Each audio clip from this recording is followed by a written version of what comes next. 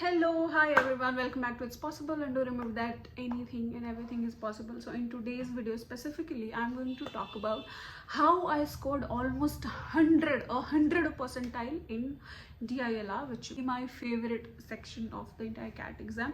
So to be very precise, I scored 99.97 percentile.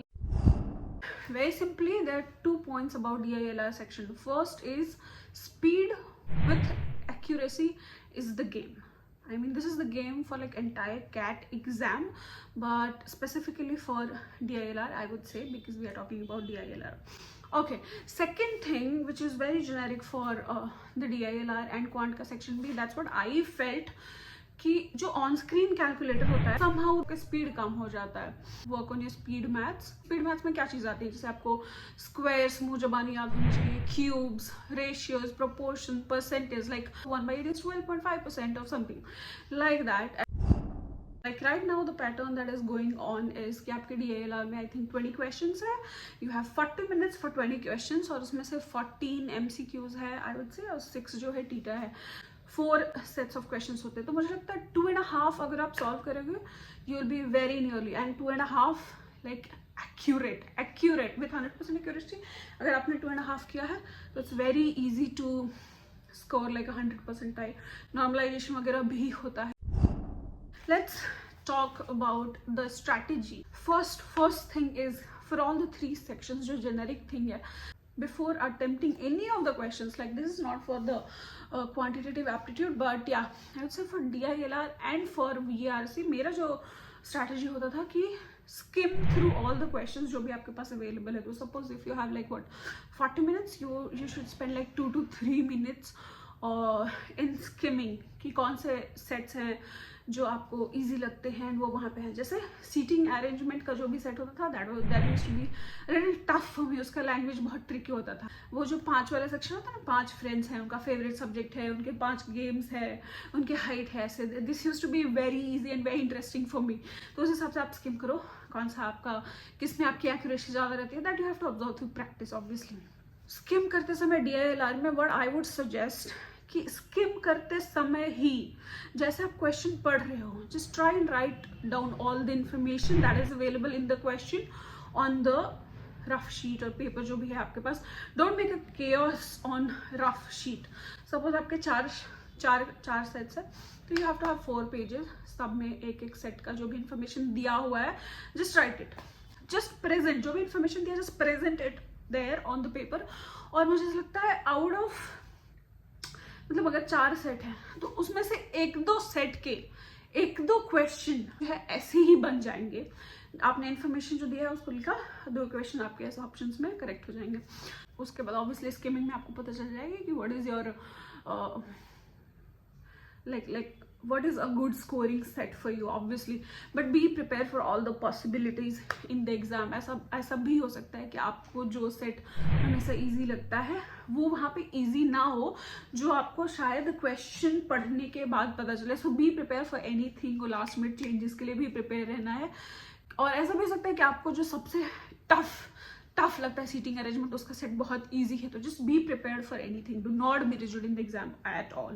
Next is at this time, जहाँ पे I think 24 November exam है, जो भी है at this time, I would only say कि just आप मॉक्स दीजिए और PYQ प्रीवियस से जितने भी क्वेश्चन है, just attempt them again and again. Obviously जैसा मैंने पिछले वीडियो में बोला था, एनालाइज करो, that will give you with your best individual tricks and everything. Obviously, तो आपने क्या किया, स्किम करते समय ही इन्फॉर्मेशन लिख ली on separate pages for all the questions. उस समय ही ट्राई किया, 1-2 क्वेश्चंस बन जाते हैं. देन आप गए, आपने चूज किए सेट. आपने जो चूज किया हुआ है सेट, वो बहुत इजीली आपसे बनना चाहिए. और अगर बहुत इजीली नहीं बन रहा है, then you have to be prepare to jump on another set which might be really easy. Yeah, in DILR one of the things which is very tricky are words like, you know, more than this or at most this. So there is a difference between more than this and at most this. तो आपको वो language भी समझनी पड़ेगी. So just be very aware and very present and very flexible about that. अगर आपको लगता है कहीं पे भी कि यू नो थोड़ा सा भी डाउट है, नेगेटिव मार्किंग ऐड ही मत करो अपने आप में. ऐसे सवाल मुझे, I know it is very tough कि आपको 95% और 90% लग रहा है कि ये क्वेश्चन सही हो सकता है, and then you choose to, because आपको 5-10% डाउट है, it's very very very difficult उस क्वेश्चन को छोड़ना, but trust me, that's the best thing you can do for yourself because accuracy is a big factor here.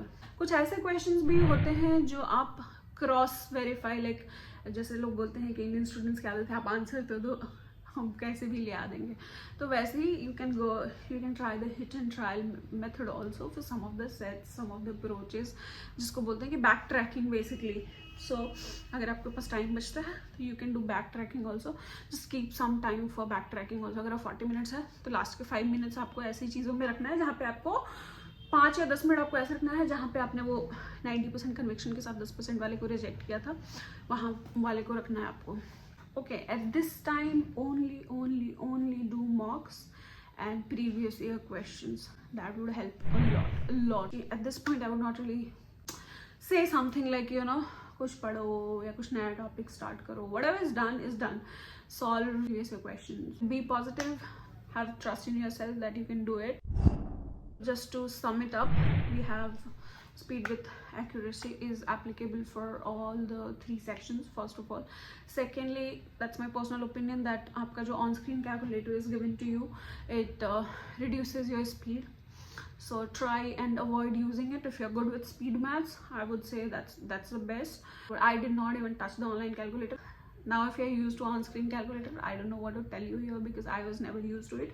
Okay, so yes, that's it. Thank you so much for watching this video, and if you have any questions, please put them down in the comment below. I see there are questions on my previous video that I have not responded to.